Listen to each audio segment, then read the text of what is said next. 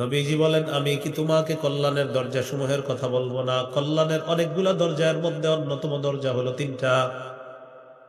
এক নাম্বার আস-সাওমুজুন্না, কল্যাণের এক নাম্বার দরজা হলো রোজা। দুই নাম্বার আস-সাদাকা, দুই নাম্বার দরজা হলো সদকা। তিন নাম্বার সালাতুর রাজুলি মিন জাওফিল লাইল, রাতের বেলা তাহাজ্জুদের নামাজ পড়া। কারো ঘরের মধ্যে যদি অভাব অনটন লাগে, আপনি রোজা রাখেন, সদকা করেন, তাহাজ্জুদ পড়েন, মুষলধারে বৃষ্টির মতো রহমত আল্লাহ নাজিল করবেন। নেকির কাজ বেশি বেশি করা, যারা আল্লাহর সাক্ষাৎ কামনা করি, দুইটা কাজ বেশি বেশি করতে হবে। এর মধ্যে একটা হলো নেকির কাজ বেশি করা, দুই নাম্বার শিরিক মুক্ত ইবাদত করা। সূরা কাহফের সর্বশেষ আয়াত 110 নম্বর আয়াত, 16 পারা 4 নম্বর পৃষ্ঠায় আল্লাহ তাআলা বলেন, ফামান কানা ইয়ারজু লিকাআ রাব্বিহি ফালইআমাল আমালান সালিহা। যে ব্যক্তি তার রবের সাক্ষাৎ কামনা করে সে যেন নেক কাজ করে। ওয়ালা ইউশরিক বিইবাদাতি রাব্বিহি আহাদা, সে তার রবের ইবাদতে যেন কাউকে শরীক না করে। আল্লাহ আমাদেরকে এই রমজানে বেশি বেশি নেকির কাজ, আর এই নেকির কাজটা করব, পাশাপাশি সব সময় যেন নেকির কাজের অভ্যাসটা ধরে রাখতে পারি, আল্লাহ তৌফিক দান। আমিন। 6 নম্বর সাহরি খাওয়া। বলেন সবাই সাহরি। কি খাওয়া? এই সাহরুন, এটা সুন্দরভাবে উচ্চারণ হবে, সাহরুন। বুখারীর বর্ণনা 1921 নম্বর হাদিস। عن زيد بن ثابت رضي الله تعالى عنه قال تسحرنا مع رسول الله صلى الله عليه وسلم। নবীজির সাহাবী যায়েদ ইবনে সাবিত বলেন, আমরা আল্লাহর রাসূলের সাথে সাহরি খেয়েছি। বুখারীর 1923 নম্বর হাদিসে নবী বলেন, তাসাহহারু ফাইন্না ফিস সাহুরি বারাকাতান, তোমরা সাহরি খাও, সাহরির মধ্যে বরকত আছে। সাহরিতে খেজুর খাবো আমরা। ক্বালা রাসূলুল্লাহ সাল্লাল্লাহু আলাইহি ওয়াসাল্লাম, নি'মা সাহুরুল মুমিনি আত-তামরু, নবীজি বলেন মুমিনের কতই না উত্তম খাদ্য হলো সাহরিতে খেজুর খাওয়া। ইলিশ মাছ, গরুর গোশত, মুরগি যাই খান, সাথে খেজুর খাবেন। খেজুর 12 মাস খাবেন। প্রতিদিন সকালে 7টা খেজুর খাওয়ার চেষ্টা করবেন, খালি পেটে। লাম ইয়াদুররুহু সুমুন, 7টা আজওয়া খান ডেইলি। বিষও যদি আপনারে খাওয়ায় দেয় তো বিষও ক্ষতি করবে না। সুবহানাল্লাহ। আবার বিষ খায় না কেউ যদি জোর করে এরকম করে আর কি, তাহলে 7টা খেজুর নিয়মিত খাওয়ার চেষ্টা করেন। আজওয়ার সামর্থ্য না থাকলে যেটা পারেন ওইটাই খান। এখন তো মাশাআল্লাহ অনেক ধরনের খেজুর আছে ভালো। বাচ্চাদেরকেও খেজুর খাওয়ান যতটুকু পারেন, হালকা সামান্য একটু একটু খাওয়ান। খাওয়ায় তেঁতুলের আচার, পরে মেদা যায় কইবা, কিচ্ছু মনে থাকে না। খাওয়াবেন খেজুর, এটা না খাওয়ায় তেঁতুল। গর্ভবতী নারীকে খেজুর খাওয়াবেন। মারিয়ামের পেটে যখন ঈসা নবী আসছে, মারিয়াম আলাইহাস সালাতু ওয়াস সালামকে গাছের নিচে বসায়া দিলেন। ফাকুলি ওয়াশরাবি, আল্লাহ বলে দিলেন খাও, পান করো। মারিয়াম কি খাবে? খেজুর খাবে, আর সামনে একটা ঝর্ণা আছে, ঝর্ণার পানি পান করো। মারিয়ামের জন্য আল্লাহ কোন খাদ্য নির্ধারণ করলেন? খেজুর। তাহলে এত খাদ্য থাকতে খেজুর কেন নির্ধারণ করলেন? গর্ভবতী নারীকে খেজুর খাওয়ানো। এরা বলে টক খাইতে, বলে দেখ তেঁতুল কিনা, পরে ওনারও মেধা কমে, গর্ভস্থিত সন্তান যেটা ওটারও মেধা কমে। তাহলে খেজুর খেতে হবে। আল্লাহ আমাদেরকে বোঝার তৌফিক দান করেন। খেজুর নিয়ে আলাদা একটা ওয়াজ আছে আমার। খেজুর পাশে আমার নামটা লিখবেন, দেখবেন পুরো একটা ওয়াজে আসবে খেজুরের ওয়াজ। আর এই ওয়াজের পর আপনাকে ব্যবসায়ীরা তো দাম বাড়ায় দিবে, মুশকিল বিষয়। তাহলে সাহারিতে খেজুর খাওয়া, 6 নাম্বার সাহারি খাওয়া, সাহারিতে খেজুর খাওয়া। এখানে একটা মাসালা মনে রাখা, সাহারি খাওয়ার পরেও তাহাজ্জুদ পড়তে পারবেন যদি সময় থাকে। তাহাজ্জুদের সম্পর্ক খাবারের সাথে না, সময়ের সাথে। আপনি যদি সাহারি খাওয়ার পরে ঘড়িতে তাকায় দেখেন এখনো 20-30 মিনিট বাকি আছে, তখনও আপনি তাহাজ্জুদ পড়তে পারবেন। আল্লাহ আমাদেরকে কথাগুলা মনে রাখার তৌফিক দান করেন। 7 নাম্বার রোজা রাখা। সাহারি খাইলেন, এবার রোজা শুরু হয়ে গেল। সহিহ বুখারীর বর্ণনা 1901 নম্বর হাদিস। قال رسول الله صلى الله عليه وسلم من صام رمضان إيمانا واحتسابا غفر له ما تقدم من ذنبه। রাসূলুল্লাহ সাল্লাল্লাহু আলাইহি ওয়াসাল্লাম বলেন, যে ব্যক্তি ঈমানের সাথে সওয়াবের আশায় রমজানে রোজা রাখবে তার আগের গুনাহ মাফ হবে। প্রিয় ভাইয়েরা, ইচ্ছা করে একটা রোজাও নষ্ট করেন না। তিরমিজির 723 নম্বর হাদিস।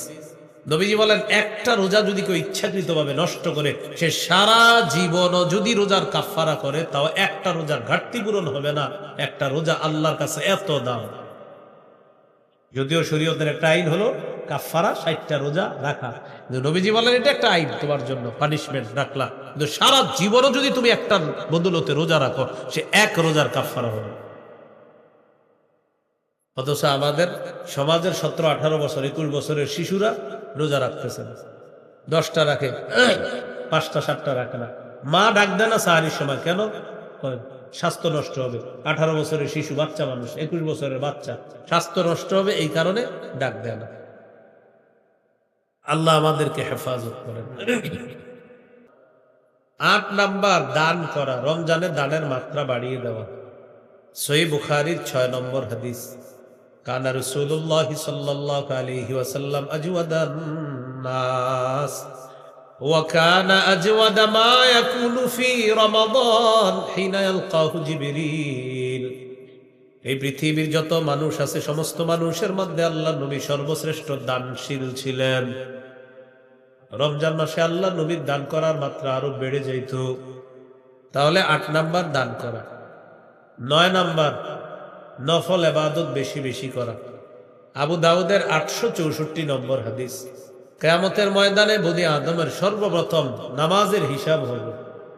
ফাইন কানাত তাম্মা কুতিবাত লাহু তাম্মা, যদি ফরজ ইবাদত পরিপূর্ণ হয় তার সওয়াবটাও পরিপূর্ণ লেখা হবে। ওয়া ইন কানা ইনতাকাসা মিনহা শাইআ, ফরজ ইবাদতের মধ্যে যদি ঘাটতি থাকে আল্লাহ তাআলা তখন বলবেন আতিম্মু ফরিদাতাহু মিন তাতাওউহি, আমার বান্দার নফলের মাধ্যমে ফরজের ঘাটতি পূরণ করে দাও। তাহলে 9 নাম্বার, নফল ইবাদত বেশি বেশি করা। যদি পারেন রমজানে উমরা করেন। এই রমজানে তো হয়তো যারা নিয়ত করছেন বাস হয়ে গেছে, যাবেন। আগামী রমজানে এরকম নিয়ত করতে পারেন উমরা করা। রাসূলুল্লাহ সাল্লাল্লাহু আলাইহি সাল্লাম বলেন ফাইন্না উমরাতান ফিহি তাদিলু হাজ্জাতান, রমজানে উমরা করা হজের সমতুল্য হয়ে যায়। আরেক বর্ণনায় আল্লাহ নবী বলেন উমরাতুন ফি রমাদান কাহাজ্জাতিন তাকজি মাই, রমজানে একটা উমরা করা যেন আমি নবীর সাথে হজ করলো সে। তাহলে রমজানে উমরা করা, তো নফল ইবাদত বেশি বেশি করা। একটা হলো আপনি উমরা বারবার করছেন, বাস আবার করেন, কেন? রমজানে ইবাদতের সওয়াবটা বেড়ে যায়, এই যেমন উমরা হজের মতো হয়ে যায়। 10 নাম্বার, নেকির কাজ বেশি বেশি করা। সূরা তাগাবুনের 9 নম্বর আয়াতে আল্লাহ বলেন ওয়ামাইয়ুমিন বিল্লাহ ওয়া ইয়ামাল সালিহা ইউকাফির আনহু সাইয়্যাতি, যেই ব্যক্তি আল্লাহকে বিশ্বাস করে নেকির কাজ করে, আল্লাহ তার আগের সব গুনাহগুলা মুছে দেয়, মাফ করেন। এই হলো 9 নাম্বার। 10 নাম্বার, জিকির করা। কত গেছে? 9 গেছে। 8 হলো আপনার কি করা?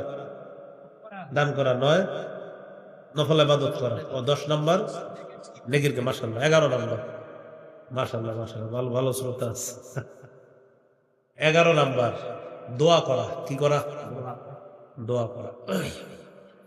দোয়া মাঝে মাঝে একা একা আপনি যখন রাতে 1-2টা বাজে আপনার হাত, আপনার ঘুম ভাঙে গেছে, এই হাতটা এই পরিমাণ উঠাবেন বুক বরাবর। হ্যাঁ, আবু দাউদের 1488 নম্বর হাদিস, এই পরিমাণ উঠাবেন।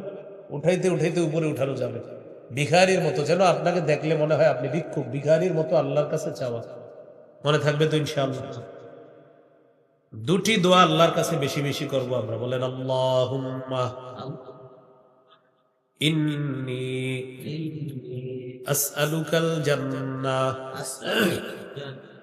ওয়া আউযু বিকা মিনান নার। হে আল্লাহ, আমি আপনার কাছে জান্নাত চাই, জাহান্নাম থেকে পানা চাই। বলেন মাখলুকের কাছে চাইলে রাগ হয়, খালেকের কাছে না চাইলে তিনি রাগ করেন। আমার আপনারা ডাক দেন, 1-2 বার ডাক দেওয়ার পর 4র্থবার বলবেন এত কি ডাকাডাকি করেন, ফাজলামি করেন কত। আরেকবার ডাক দেন, মনে মারতে হবে, এত ডাকেন না। মাখলুক ডাকলে রাগ করে, খালেক না ডাকলে রাগ করে। قال رسول الله صلى الله عليه وسلم من لم يسأل الله يغضب عليه, নবীজি বলেন যে আল্লাহর কাছে চায় না, আল্লাহ তার উপর রাগ করে। তুমি আমার কাছে চাও না কেন? এই হলো 11 নাম্বার। 12 নাম্বার জিকির করা। قال رسول الله صلى الله عليه وسلم احب الكلام الى الله اربع। আল্লাহর কাছে চারটি কথা সবচেয়ে পছন্দের। পড়েন সুবহানাল্লাহ, আলহামদুলিল্লাহ, লা ইলাহা ইল্লাল্লাহ,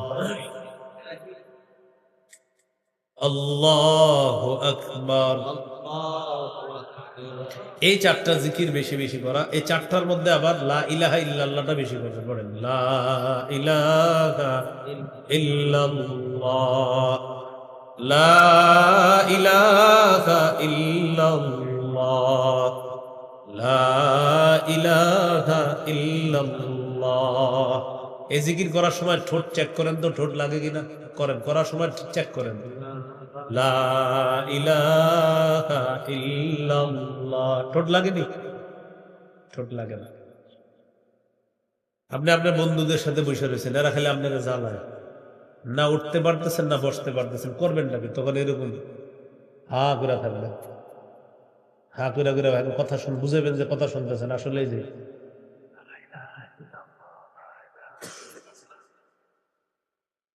কথা নিচে দিয়ে চুপচাপ। এরা ভাববে কি আমাকে কথা শুনতেছে মন দিয়া, এরকম। আপনি তো আল্লাহর জিকির করতেছেন। তিরমিজির 3592 নম্বর হাদিস, ইল্লা ফুতিহাত লাহু আবওয়াবুস সামা হাত্তা তুফজিয়া ইলাল আরশ। আসমানের সবগুলা দরজা খোলা হয়ে গিয়েছে আপনার লা ইলাহা ইল্লাল্লাহ যেন আল্লাহর আরশ পর্যন্ত পৌঁছে। এরা ভাবে আপনি হ্যাঁ কথা মন দিয়ে শোনেন, আসলে তো কাহিনী অন্য কিছু। টেকনিকটা মনে থাকবে নি? কথা শুনে আসলে তো আপনি জিকির। এই টেকনিকটা মনে রাখবেন যে ঠোঁট লাগানো ছাড়া একটা জিকির আছে, লা ইলাহা ইল্লাল্লাহ। এটা যদি 24 ঘন্টাও করেন কেউ বুঝবেও না যে আপনি ইবাদত করেন, মানুষ বুঝবেও না যে এই লোকটা এত আমলদার। আল্লাহ আমাদেরকে মনে রাখার তৌফিক দান করেন। নফল ইবাদত বেশি করা। কি ইবাদত বেশি করা? ইদানিং কিছু উদ্ভট প্রশ্ন আপনাদেরকে কিছু মানুষ শিখাবে বা অলরেডি শিখে ফেলছেন। এই প্রশ্নগুলো কখনো করবেন না। যেমন, হুজুর সুন্নত না বললে কি কোনো গুনাহ হবে? মানে এটা বলে এই নিয়তে হ্যাঁ আর সুন্নত করবে না। কি বলে? সুন্নত না বললে কি কোনো গুনাহ হবে, এটা এই নিয়তে করে, মানে উনি সুন্নত করবে না। তো আজকে আমি আপনাদেরকে বলি, মনে করেন এই মাঠের সবাই আমারে প্রশ্ন করছেন, হুজুর সুন্নত না বললে কোনো গুনাহ হবে, মনে করেন প্রশ্নটা আমারে করছেন। আমি আপনাদেরকে উত্তর দেওয়ার আগে জিজ্ঞাসা করি, জান্নাত ওয়াজিব হোক এটা চান কারা আর চান না কারা? সবাই চাই। নবীজি বলেছেন দৈনিক 12 রাকাত সুন্নত যারা পড়বে ওয়াজাবাত লাহুল জান্নাত, তার জন্য জান্নাত ওয়াজিব। এখন আপনি সিদ্ধান্ত নেন, কি সুন্নত না পড়লে গুনাহ হবে এই প্রশ্ন করবেন না সুন্নত পড়বেন? কি চিন্তা, কি প্রশ্ন? সুন্নত না পড়লে গুনাহ হবে। তো আমি বললাম সুন্নত পড়া জান্নাত ওয়াজিব হবে, কোনটা চান? মুসলমান হইলে টেনশনে পড়ে যাবে, তাহলে তো ওয়াজিব হোক এটাই চাই। তো বাস এই প্রশ্ন আর করবেন না, সুন্নত পড়েন 12 রাকাত।